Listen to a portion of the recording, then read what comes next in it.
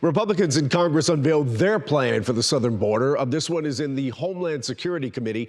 It calls for hiring 3,000 more Customs and Border Patrol agents, restarting construction on border fencing, and blocking funding for churches and nonprofits that help immigrants. Congressman Tony Gonzales represents an 800-mile stretch of the border from El Paso to Eagle Pass and spoke to Jason Whiteley. Congressman, welcome back to the program. You opposed earlier versions of this bill from fellow Republicans. How were you able to break through and get them to see your point of view? Yeah, thank you for having me on, Jason. You know, the House is a rough and rowdy place. And what's exciting about it is that it's meant to be that way. And you take a bill that was a good bill and you work it and you work it. Essentially, I represent 42% of the southern border, over 823 miles. It's tough for anyone to go to outborder me. And I think a lot of people understood that. There were some initiatives that I wanted in there that we got in there. One was it's time to take the gloves off. It's time to label cartels as terrorist organizations. You want to get to the root of the issue? I think that's the root of the issue.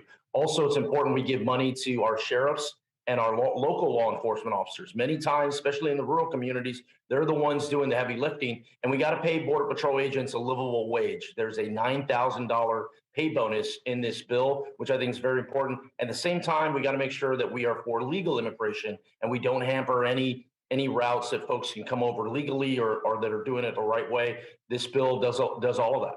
Let's break down some of these here. You are pushing for the United States to designate Mexican drug cartels as terrorist organizations.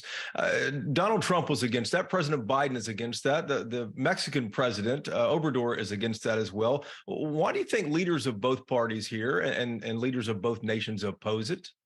And when I envision by labeling them as terrorist organizations, it's not sending in SEAL Team 6, it's not sending in the Marines, it's going after the one thing that hurts somebody the most, which is their pocketbook. Right, you allow Department of Treasury, Department of Homeland Security, maybe DOJ to go after some of these areas. That's how you make change. Is you hold these cartels accountable for the destruction and the terror that they're causing. The latest data from Customs and Border Patrol, the monthly data that they release, shows that fewer people are coming across compared to this time last year. Is the Biden administration doing something right? The administration is spending more attention on it, which I think is important, but they're losing aspects of one thing. They're so focused on the illegal immigration aspect of it. They're spending no time on legal immigration.